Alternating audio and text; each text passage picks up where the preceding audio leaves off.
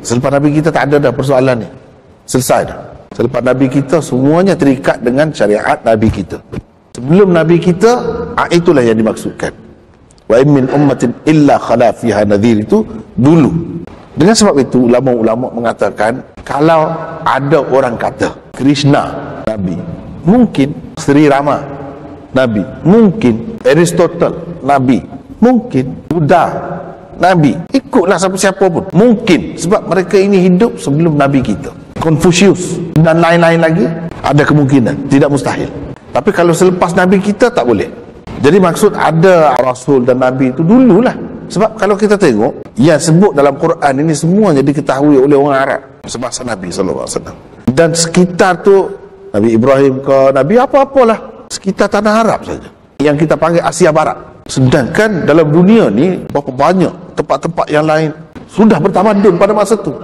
China, India, Yunan, Greece, dan banyak lagi sudah maju, cukup maju. Takkan tak ada Nabi? Dari segi logiknya. Tapi kenapa tak sebut Nabi tu? Sebab kalau sebut itu, mereka tak pernah dengar. Bila tak pernah dengar, dia akan hujah pula. Habis masa situ. Macam dalam Quran tak sebut durian, rambutan, tak sebut. Bukan bermakna benda tu tak wujud. Yang disebut ialah hanya buah-buah yang diketahui oleh orang Arab. Buah delima, buah anggur, buah-buah seumpama itu. Sebab kalau sebut buah durian, dia cari pasal, boleh modal pada dia. Kamu kata buah durian, apa durian? Kamu bohong. Selagi kamu tak boleh bawa buah durian, kami tak akan percaya. Kamu pendusta nombor 1. Mesti dia akan kata begitu. Jadi ada alasan untuk dia jolak dalik. Dengan sebab itu dia tak sebut. Bukan bermakna benda tu tak wujud. Dalam Quran tentang dalam syurga kan, buah-buah mana ada rambutan, durian, mana ada. Yang adanya buah-buah yang dikenali orang Arab lah.